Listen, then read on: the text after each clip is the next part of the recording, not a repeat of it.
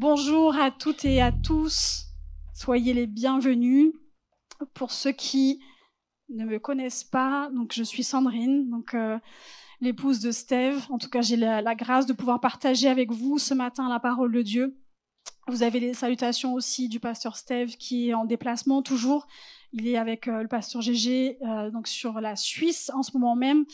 Il rentre mardi, donc après un long séjour, de plus de 12 jours. Donc merci pour vos prières. Ils ont hâte de revenir et de pouvoir vous retrouver aussi également, de pouvoir passer ces temps dans la présence de Dieu avec vous. Donc en tout cas, merci pour vos prières et merci d'être présents ce matin. Je crois vraiment qu'on a la grâce de pouvoir se réunir semaine après semaine pour recevoir la parole de Dieu et surtout pour être construit et édifié dans sa présence. Et je crois qu'il ne faut pas négliger, et c'est ce que vous faites ce matin, vous négligez pas. Alors merci pour votre temps, merci pour vos cœurs, pour le Seigneur. Et ce matin, avant d'aller plus loin, est-ce que vous pouvez regarder votre voisin ou votre voisine et lui dire « Va au-delà de tes limites ». Va au-delà de tes limites. Qui c'est qui a des limites ici? Je crois qu'on en a tous. Hein. On a tous des limites, on a tous un point où on se dit non, on peut pas aller plus loin. Non, c'est trop dur, on peut pas. Et pourtant, avec le Seigneur, c'est possible. Amen. Et c'est ce qu'on va voir ensemble ce matin. Et mon cœur est vraiment de vous partager ça. C'est valable aussi pour moi.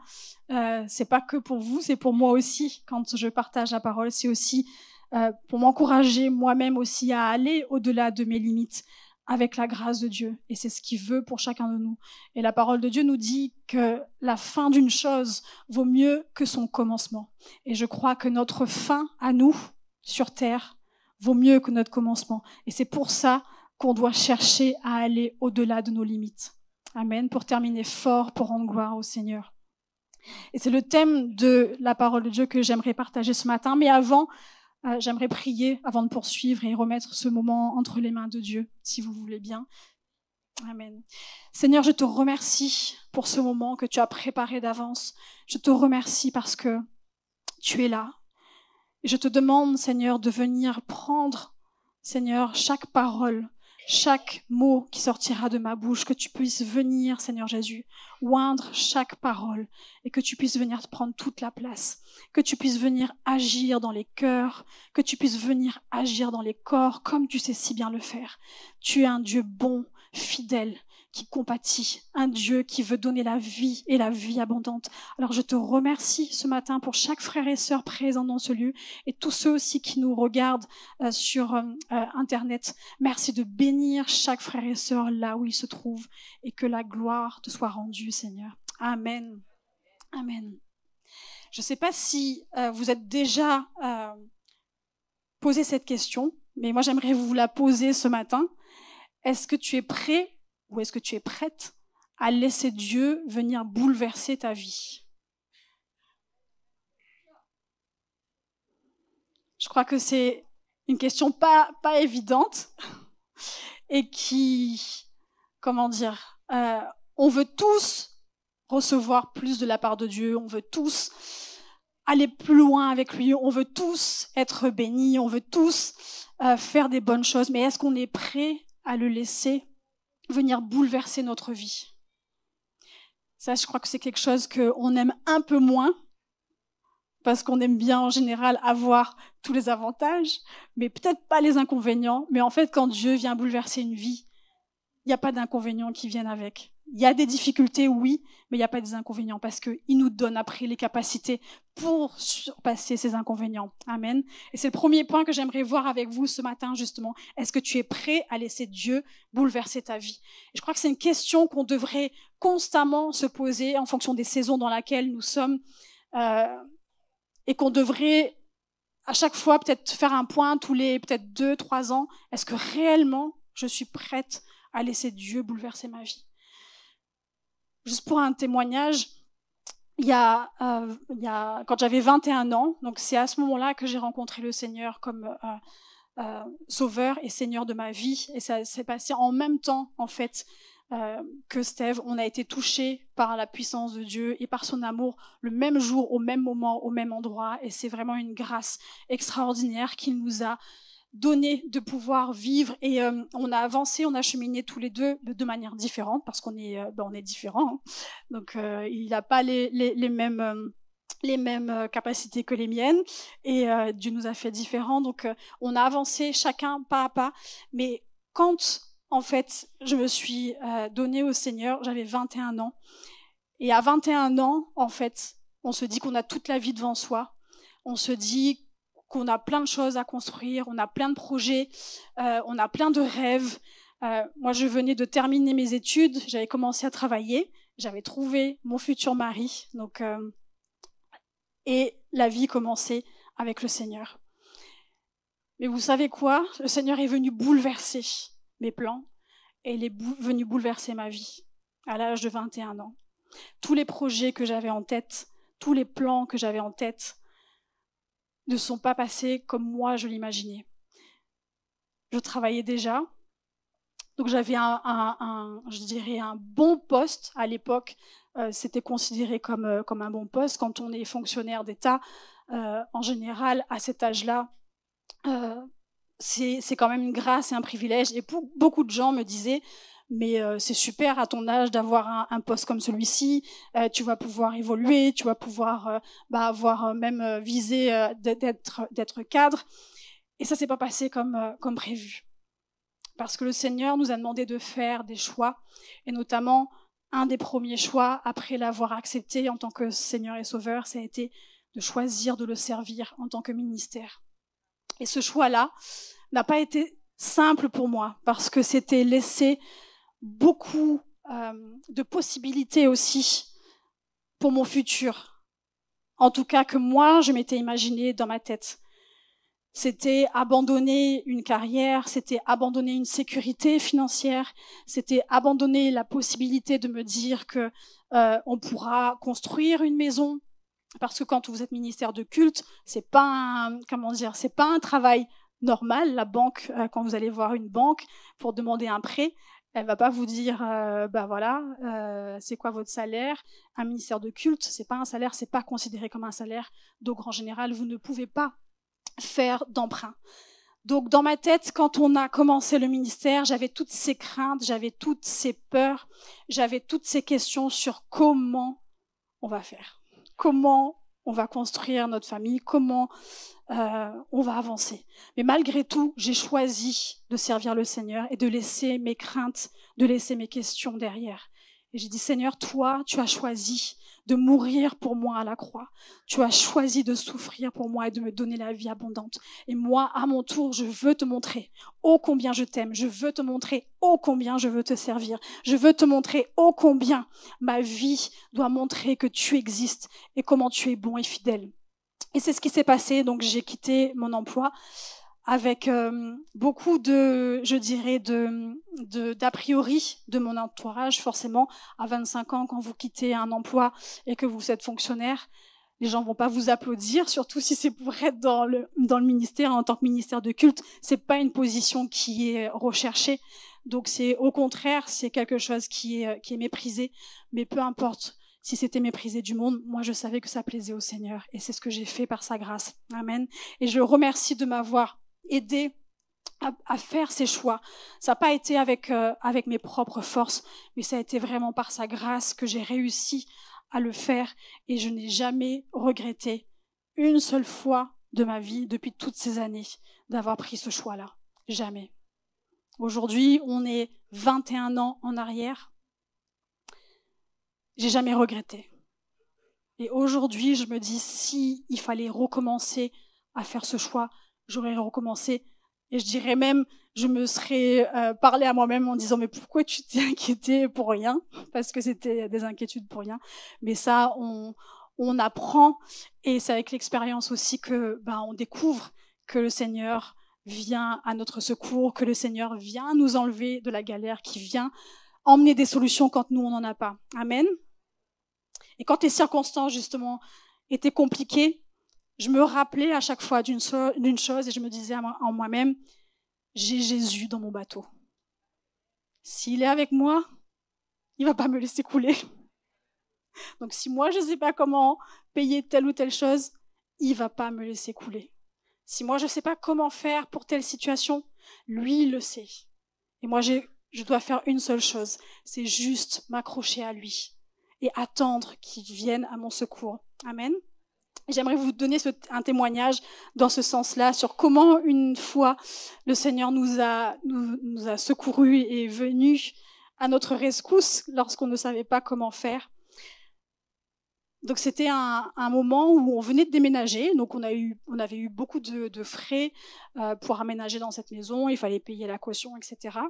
Et au même moment, on a écrasé la porte de la voiture, donc il fallait réparer la porte de la voiture. Il y avait la machine à laver qui était tombée en panne, et on avait un sèche-linge, et le sèche-linge qui tombe en panne. Je ne sais pas si pour vous c'est déjà arrivé la série du matériel qui tombe en panne, mais il y a des saisons comme ça où il y a plein de choses qui s'enchaînent et tu te dis tu sais pas comment faire. Et là c'était une situation comme ça. J'ai dit Seigneur, on va attendre, on va mettre des sous de côté, et puis quand on pourra, on rachètera la machine à laver. Et ce jour-là, en fin d'après-midi, j'ai ma mère qui m'appelle et qui me dit écoute, il y a un ancien collègue qui a appelé et qui cherche à te parler. Donc j'ai dit c'est bizarre, pourquoi il m'appelle. Donc je me rappelais très bien de ce collègue-là. Ce qu'il faut savoir, c'est que ça faisait 12 ans que j'avais pas eu de ses nouvelles. Donc c'est lors de mon premier emploi, j'avais travaillé dans une banque. Et c'était donc mon ancien collègue, un homme très très gentil qui m'avait appris justement tous les rouages au début quand j'avais commencé à travailler. Et donc il appelle chez mes parents pour me parler, je ne savais pas pourquoi. Donc je le rappelle le lendemain et je lui demande qu'est-ce qu'il me veut. Et là il me dit écoute, je pensais à toi. Et en regardant sur le fichier de la banque, j'ai vu que l'année où tu as travaillé, tu n'as jamais demandé ta ligne de participation. Donc j'aimerais te dire que tu as le droit de demander ta ligne de participation. Et là dans ma tête, j'ai dit ligne de participation, c'est quoi ça? Je pense que c'est en lien avec les finances. Donc je vais regarder c'est quoi une ligne de participation. En fait, quand vous travaillez dans une entreprise qui a plus de 50 salariés, si l'entreprise a des bénéfices, elle doit les redistribuer en général aux salariés. Et c'est ce qui aurait dû se passer. Sauf que moi, j'étais pas au courant et j'avais quitté la banque. J'étais partie pour un autre emploi. Donc, il y a personne qui m'avait donné l'information. Et 12 ans après, j'ai mon ancien collègue qui m'appelle. Et là, je dis, Seigneur, tu es trop fort. 12 ans après, ce collègue-là, il savait pas la galère dans laquelle on était. Il connaissait pas notre situation. Mais Dieu, lui, oui, il le savait. Et Dieu a envoyé ce collègue pour venir emmener une bénédiction dans notre vie au moment où on en avait besoin, 12 ans après. Donc je ne sais pas pour vous, mais si Dieu est capable de venir parler et convaincre un collègue 12 ans après, dans votre situation à vous, peut-être aujourd'hui que vous avez, il a mille et une solutions pour vous. Amen. Amen. Amen.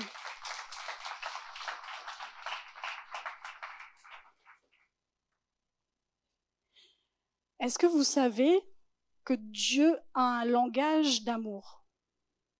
Ouais, il y en a qui connaissent, il y en a qui ne connaissent pas. Oui, Dieu a un langage d'amour. Et son langage, c'est l'obéissance. Ça, c'est pas moi qui le dis, c'est sa parole. On va le lire ensemble dans Jean 14 au verset 21. Celui qui m'aime vraiment, c'est celui qui retient mes commandements et les applique. Mon Père aimera celui qui m'aime. Moi aussi, je lui témoignerai mon amour et je me ferai connaître à lui. On voit dans ce passage Jésus qui dit « Celui qui m'aime vraiment retient et applique mes commandements ».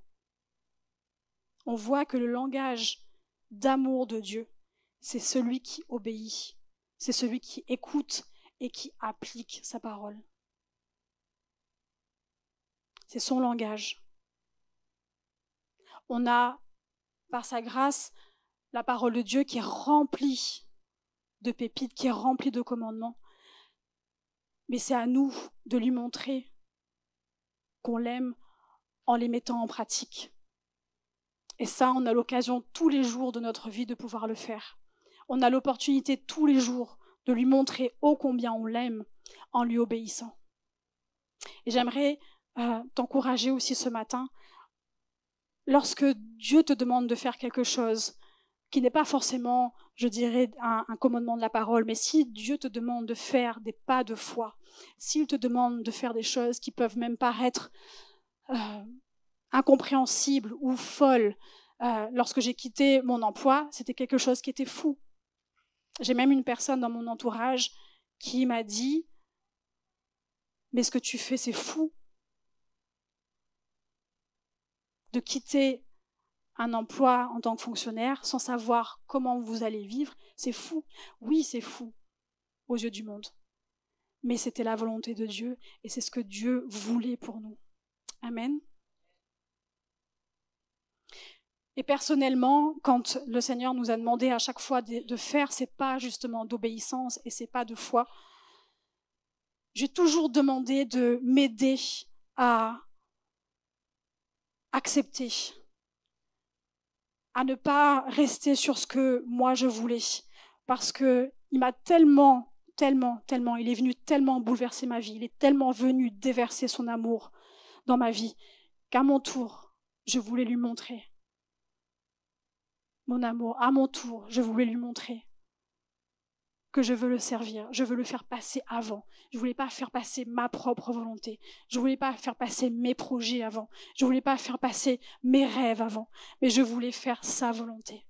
Et je crois que c'est ce qu'il veut pour chacun d'entre nous, pour chacun de ses enfants. Peut-être que tu viens à l'église semaine après semaine et tu te dis déjà c'est déjà bien de venir, d'écouter la parole de Dieu. Mais est-ce que tu sais que Dieu attend des choses de toi? De penser qu'il attend rien de nous, c'est un mensonge. Il attend que tu obéisses. Il attend que tu mettes en pratique sa parole. C'est pas juste de la lire, de l'entendre, mais il attend que tu la mettes en pratique. C'est comme ça qu'on montre à Dieu qu'on l'aime. Amen. Mais souvent, même si on veut lui obéir et qu'on aimerait justement faire ces pas pour aller au-delà de nos limites,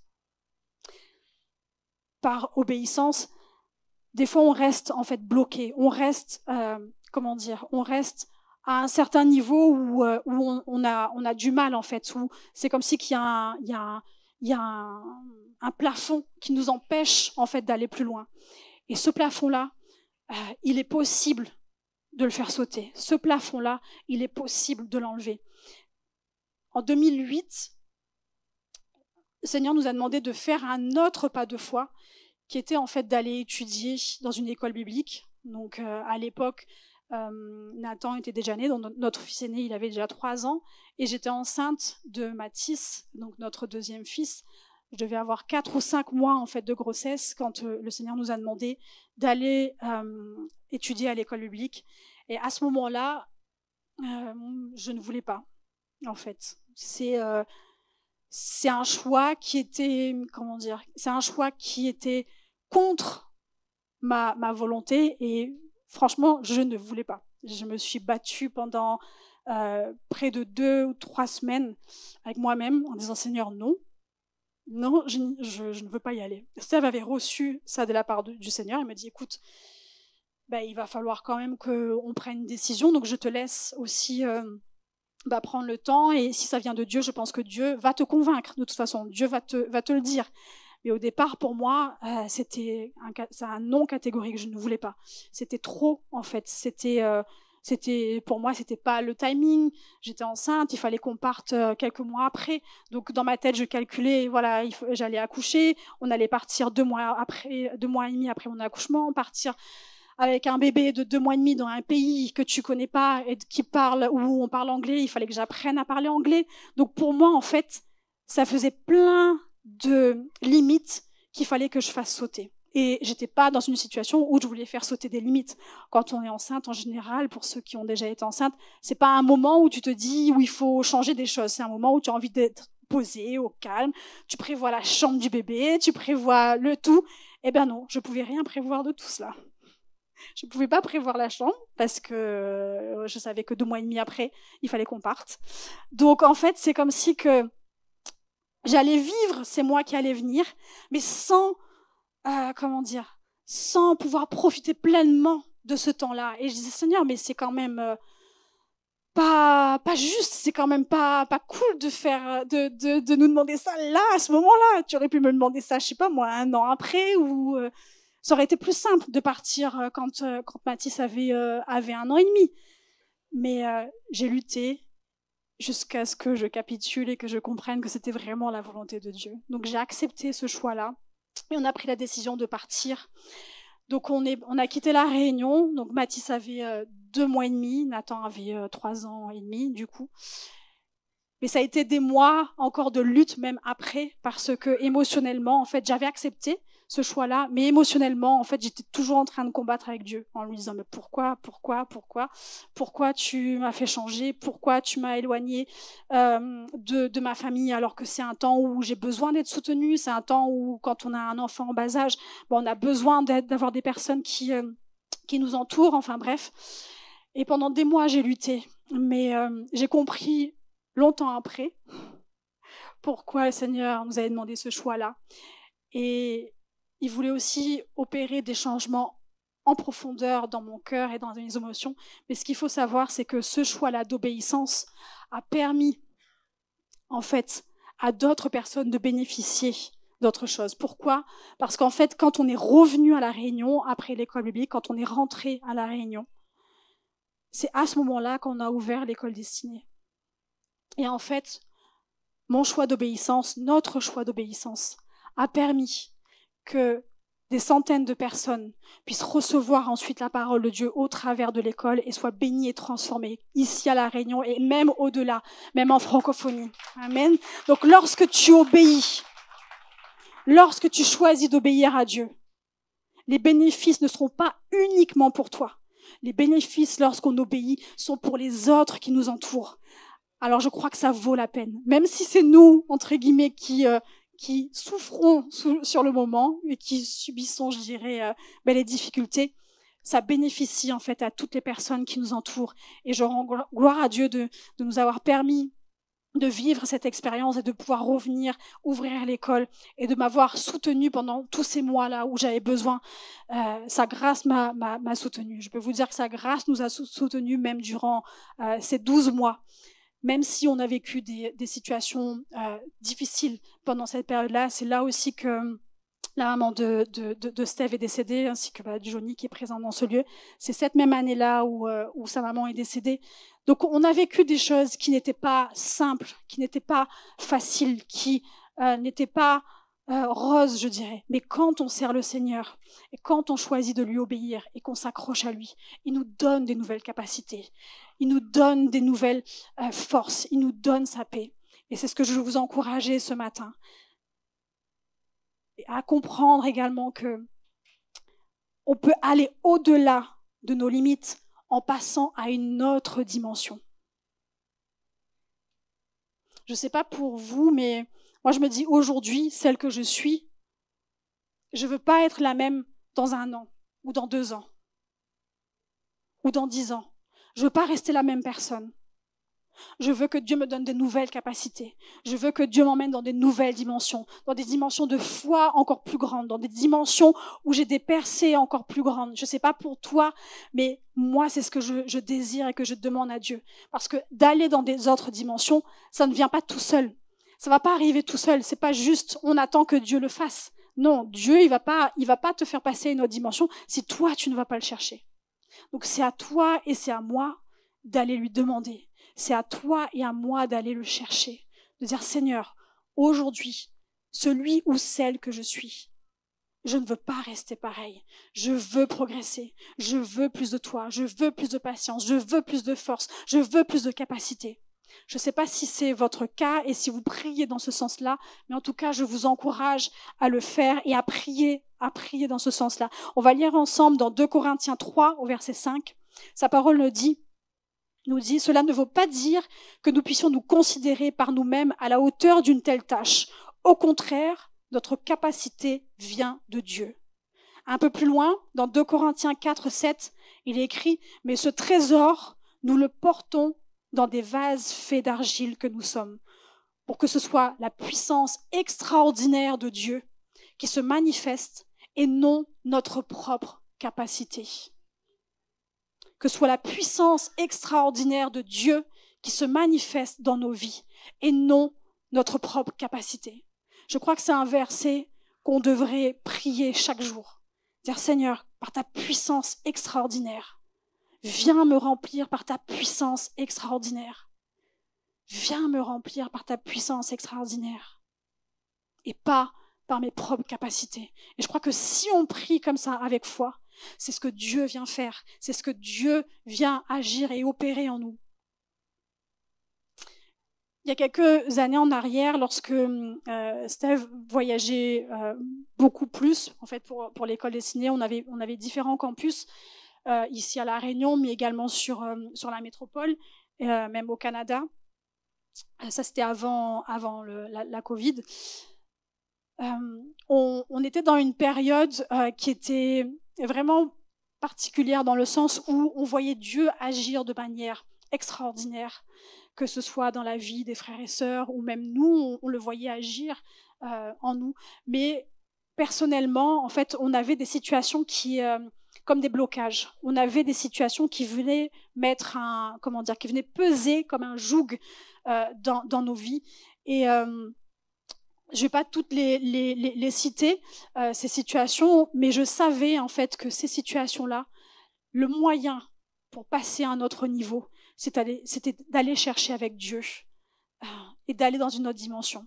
Je ne sais pas comment vous expliquer ça, mais je savais que j'étais arrivée en fait à une limite au niveau de mes capacités humaines, même au niveau de ma forme physique.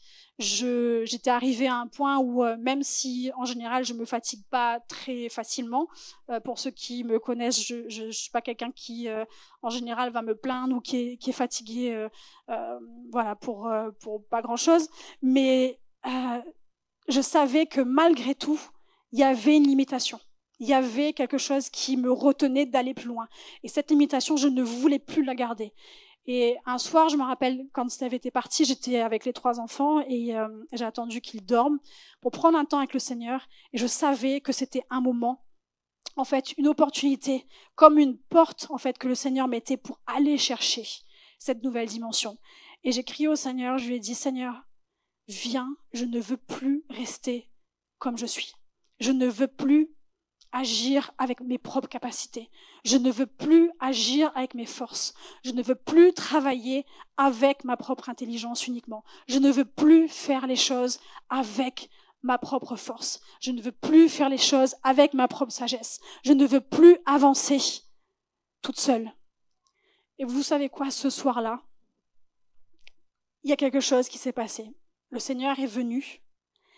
Je ne sais pas comment vous expliquer, mais il est venu et il m'a donné des nouvelles capacités. Et je me rappellerai toujours de ce moment-là. Je ne sais pas comment le verbaliser, mais depuis ce jour-là, je ne suis plus la même personne. Et Steve pourra le témoigner, il pourra le dire aussi, j'en ai parlé avec lui encore cette semaine, et il me disait, oui, je suis le premier à avoir vu que le Seigneur a agi en profondeur avec toi. Je pouvais, par exemple, avoir une nuit de sommeil saccadée, parce qu'à l'époque, Mathis se le réveillait de multiples fois. Je pouvais avoir 2 heures de sommeil, mais quand je me réveillais, j'étais en forme. Je pouvais avoir une journée de travail où je travaillais pendant 8-9 heures, et malgré tout, s'il y avait d'autres choses à faire, s'il y avait des urgences, s'il y avait des frères ou des sœurs qui avaient des besoins, je répondais à ces besoins. S'il y avait une sœur qui avait besoin qu'on la visite pour prier pour elle, alors que moi-même j'avais besoin que Dieu intervienne dans nos situations, j'y allais. Amen. Et je crois que quand on choisit de dire au Seigneur, je veux plus de toi, je veux que tu me donnes de nouvelles forces, je veux que tu me donnes de nouvelles capacités, eh bien il le fait. Et il vient à notre secours. On va lire ensemble dans la version Amplified Bible, c'est une version en anglais. parce que je trouve que cette version est beaucoup plus profonde dans ce passage-là, en tout cas. Dans Jean 14, versets 16 à 19, il est écrit « Et je demanderai au Père, et il vous donnera une autre aide, c'est-à-dire un consolateur, un avocat, un intercesseur, un conseiller, un secours, pour qu'il soit avec vous pour toujours. L'esprit de vérité que le monde ne peut pas recevoir, parce qu'il ne le voit pas et ne le connaît pas, mais vous le connaissez, parce qu'il demeure continuellement avec vous et sera en vous. Je ne vous laisserai pas orphelin, et je te reviendrai. Dans peu de temps, le monde ne me verra plus, mais vous me verrez. Parce que je vis, tu vivras. » Amen. Un peu plus loin, on va lire la suite, versets 25 à 27. « Je vous ai dit ces choses pendant que je suis encore avec vous. Mais le Consolateur, le Saint-Esprit, que le Père enverra en mon nom, c'est-à-dire à ma place pour me représenter et agir en mon nom, il le fera. Il t'enseigne toutes ces choses et il vous aidera à vous souvenir de tout ce que je vous ai dit. » Amen. On voit dans ce passage, en fait, que Jésus parle à ses disciples avant de partir, avant de quitter la terre. Et il leur dit, je ne vous laisserai pas orphelins. Ils vont recevoir une aide, une puissance qui est le Saint-Esprit. Et j'aimerais te dire ce matin que le Saint-Esprit n'est pas une émotion ou une sensation, mais le Saint-Esprit est une force qui est en nous, qui est à notre disposition. Mais c'est à nous d'aller la chercher. C'est à nous de dire, je veux que tu me remplisses. Je veux que tu déverses cette force. Je veux que cette force puisse sortir de moi. Amen. Et c'est ce qui est écrit dans la parole. C'est ce qui est écrit qui ne nous laisse pas. Donc je ne sais pas quelle situation aujourd'hui est face à toi. Je ne sais pas quelle difficulté, je ne sais pas quelle dimension, dans quelle dimension tu es. Peut-être c'est la dimension des dettes, peut-être que c'est la dimension de la solitude, peut-être que c'est la dimension de la maladie, peut-être que c'est la dimension du rejet. Je ne sais pas dans quelle dimension tu es. Mais j'aimerais te dire ce matin que Jésus ne te laisse pas orphelin. Et il veut venir dans cette dimension avec toi et te donner la force. Amen. Il est là, à tes côtés, pour te consoler, te garder, te protéger, te fortifier. C'est ce qu'il nous a promis et c'est ce qui est écrit dans sa parole quand on a lu là dans le verset, dans la version Amplified Bible.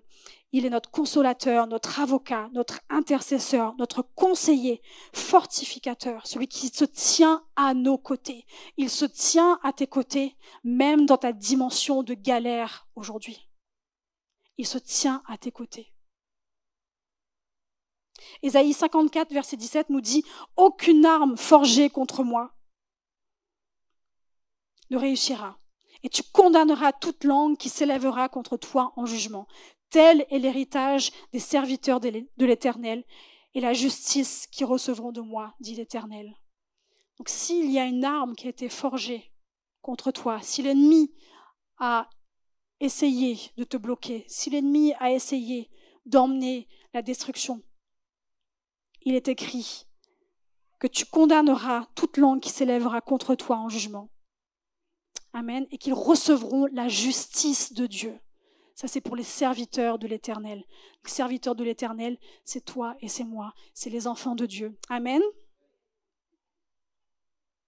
Mais j'aimerais ce matin te dire que si tu es bloqué dans une dimension aujourd'hui, tu ne peux pas sortir tout seul de cette dimension par tes propres forces. Il faut aller demander à Dieu.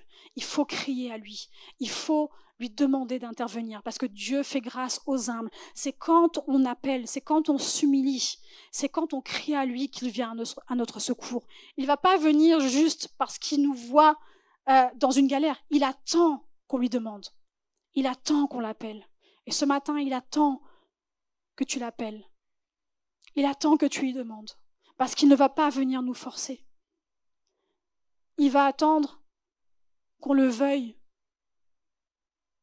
Il va attendre qu'on lui demande. Parce que c'est un bon Père. Et il ne force jamais personne. Amen. Il n'y a aucune situation où il n'y a aucune dimension qui est trop grande ou qui est trop difficile pour lui. Vous connaissez certainement déjà cet exemple-là, celui de Paul et Silas, qui étaient dans une dimension un peu particulière, celle de la prison. Donc ils étaient dans une dimension bloquée dans une prison. Et qu'est-ce qu'ils ont fait? Ils ont invité la dimension du ciel à venir dans leurs cellules. Ils ont invité la dimension du ciel à venir descendre dans leurs cellules. Comment? En priant et en louant le Seigneur. Et ils n'ont pas attendu que les circonstances changent, alors qu'ils étaient dans la douleur, alors qu'ils étaient dans la souffrance, alors qu'ils étaient bloqués dans cette dimension, dans une prison. Ils ont choisi de louer le Seigneur pour emmener la dimension du ciel sur terre. Amen. Et qu'est-ce qui s'est passé quand ils ont commencé à faire ça? La terre s'est mise à trembler. Donc j'aimerais te dire ce matin, si tu es bloqué dans une dimension aujourd'hui et que tu cries à Dieu, que tu le loues, que tu cries à lui, que tu pries, il va venir faire trembler la terre sous tes pieds et il va venir t'enlever de cette dimension pour l'emmener dans une autre. Amen. Amen. Amen.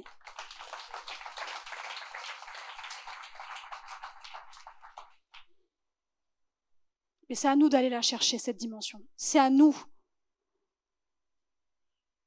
d'avoir cette soif-là, de vouloir changer, de vouloir shifter la situation, de vouloir emmener le changement. Le changement ne se réalise pas tout seul, c'est si on le veut.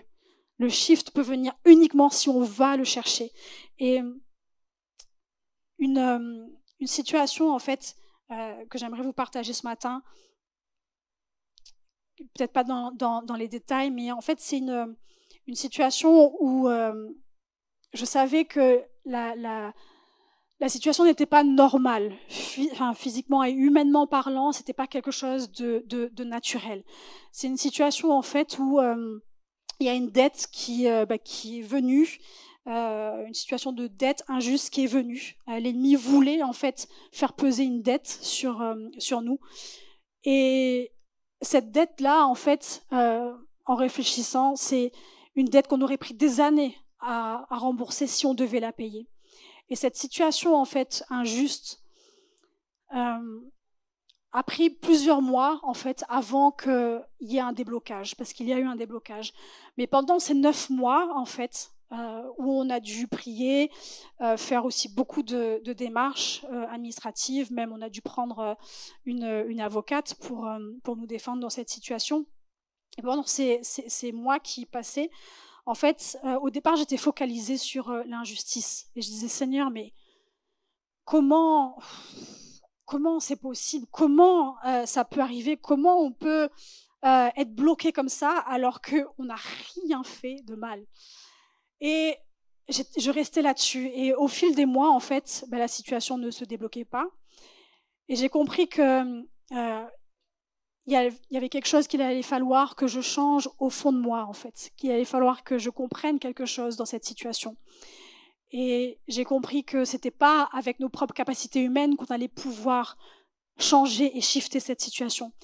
Et donc un matin, quand je me suis réveillée, j'avais l'habitude pendant cette période-là, quand je me réveillais après, chaque matin, de prendre mon ordinateur et de regarder mes emails, parce qu'on recevait des emails assez réguliers, donc pour répondre à certaines demandes.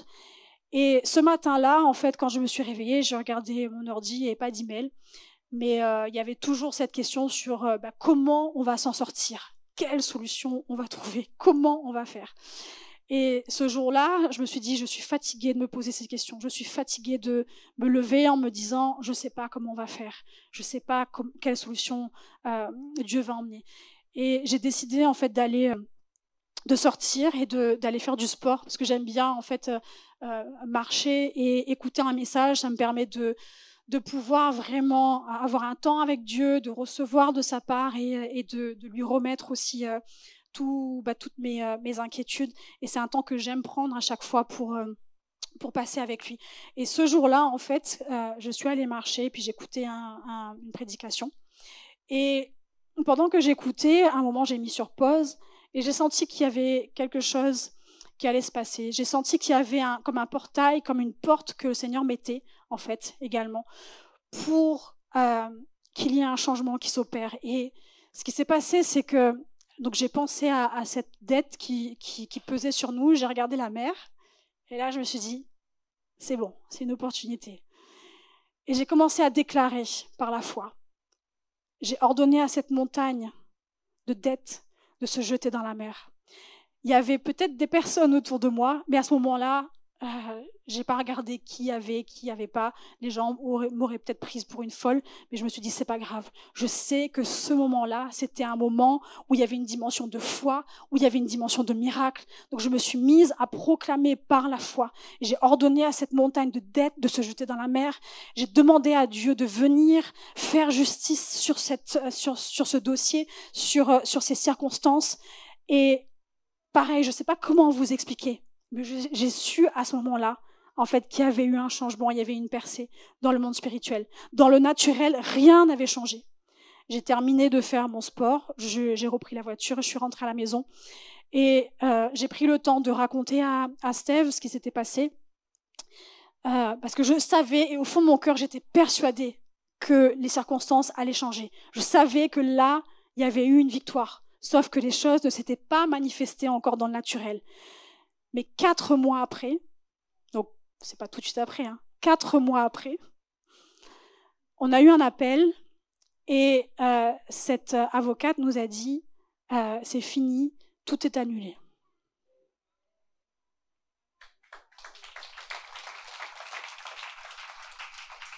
Et pendant ces 4 mois, en fait, je n'ai plus vécu mes journées comme auparavant.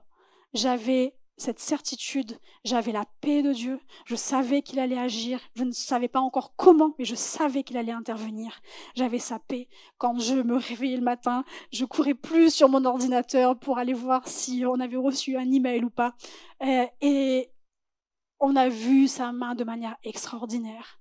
Il a enlevé une situation injuste, il a retourné la situation, il a fait sauter une dette de dizaines de milliers d'euros. Et ça, c'est juste le Dieu qu'on sert. Donc je ne sais pas aujourd'hui quelle est ta situation, quelle est la montagne qui se tient devant toi. Mais j'aimerais te dire qu'il est capable de l'enlever. Mais il va te demander de faire un pas de foi. Il va te demander à toi aussi d'ordonner à cette montagne de partir. Quand toi, tu vas te positionner et tu vas lui demander d'enlever cette montagne, alors il agira. Mais il va attendre que tu te positionnes. Il va attendre que tu lui demandes. Amen. Et on a un merveilleux Seigneur qui a tout donné pour nous, qui a versé son sang, qui est mort à la croix, qui est ressuscité pour qu'on ait accès à sa vie abondante, pour qu'on ait accès à sa puissance de résurrection. On sert un Seigneur extraordinaire. Et je crois qu'à notre tour, on peut lui montrer. On a cette occasion, en tout cas, durant notre vie sur terre, de lui montrer notre amour. On a notre vie sur terre pour lui montrer ô combien on veut faire sa volonté. On n'a que notre temps ici sur terre. Parce qu'après, ce sera fini. On ne pourra pas rattraper le temps sur terre. C'est aujourd'hui qu'on doit lui obéir. C'est aujourd'hui. Aujourd'hui. Et il nous a montré tellement, tellement, tellement ô combien il est grand et ô combien il est fidèle. Et j'aimerais te dire ce matin qu'il veut te montrer aussi sa fidélité. Il veut te montrer ô combien il peut transformer une situation douloureuse. Ô combien il peut enlever une dette. Ô combien il peut venir emmener la guérison. Et je crois que c'est ce qu'il veut ce matin pour beaucoup d'entre vous. Amen. Et vous avez le choix ce matin de vous dire, Seigneur, je veux plus, je veux aller plus loin avec toi. Je veux te servir, je veux t'obéir. Je veux que tu changes ma façon de penser. Je veux que tu m'emmènes à une nouvelle dimension. Amen. Je demandais au groupe de louanges de venir ce matin, si c'est possible. On va prendre un chant ensemble et avoir un moment juste de prière. Le dernier verset que j'aimerais partager avec vous, c'est dans Matthieu 16 au verset 24, qui dit « Alors Jésus dit à ses disciples, « Si quelqu'un veut venir après moi, qu'il renonce à lui-même, qu'il se charge de sa croix et qu'il me suive. Si on veut le suivre et faire sa volonté ici sur terre, c'est écrit qu'il renonce à lui-même. Renoncer à soi-même, c'est pas ne pas faire ses propres choix, c'est pas ça. C'est juste choisir de vivre une vie qui plaise à Dieu, de choisir une vie qui dise « Je veux mettre en pratique ta parole.